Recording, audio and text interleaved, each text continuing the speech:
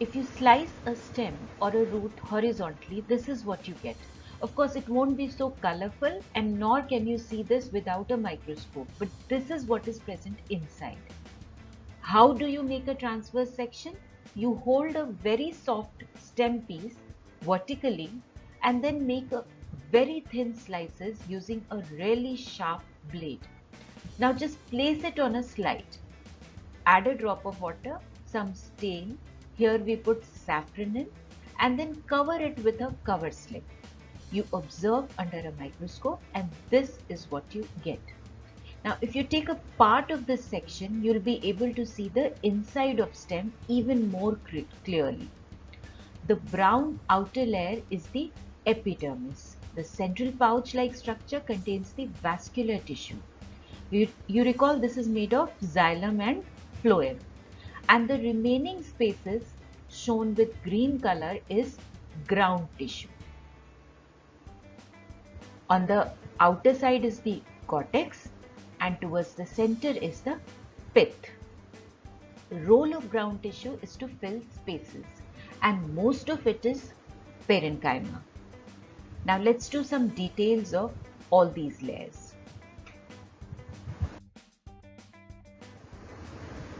The epidermis is the outermost protective layer which was shown in brown color in the previous slide.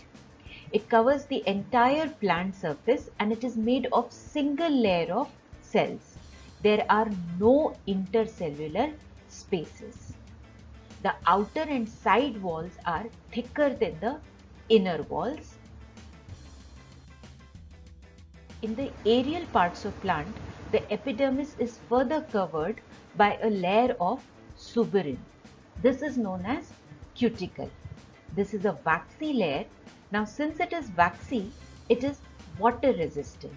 It protects the plant from water loss through transpiration, from injury and from fungal infections. In desert plants, this cuticle is even thicker to protect the plant from water loss because in deserts, water is scarce. Plant leaves are green, which means cells of leaves have chlorophyll. But epidermal cells of leaf do not have chlorophyll. They are with no intercellular spaces. But they do have gaps or pores in between them, and these pores are known as stomata. These pores are surrounded by kidney bean shaped cells known as guard cells. Guard cells are like gates. They control the opening and closing of stomata, and most important, guard cells are the only cells in epidermis which have chlorophyll. Other than guard cells, none of these cells have chlorophyll in epidermis.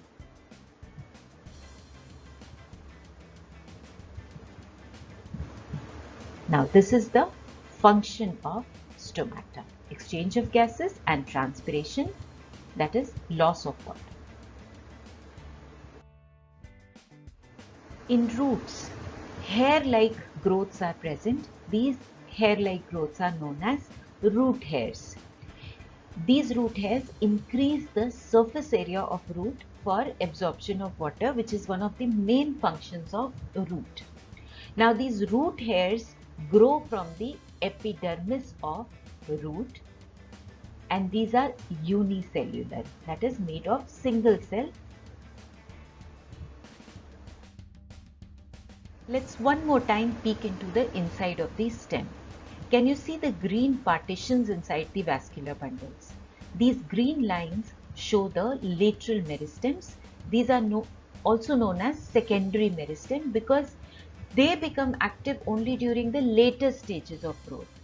You must remember that lateral meristem is responsible for increasing the thickness of stem and root, and it becomes active only after the plant has become slightly tall. Lateral meristem also develops in cortex, and here it is known as cork cambium. Cork cambium forms cells which are known as cork. As cork cells are formed, the thickness of stem begins to increase, and finally epidermis begins to break. Now, have you seen this structure? This is how the cork appears actually.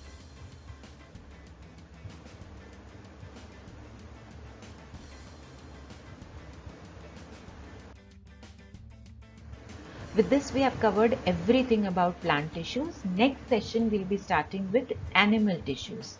But meanwhile, try solving these questions. Good luck. Bye-bye.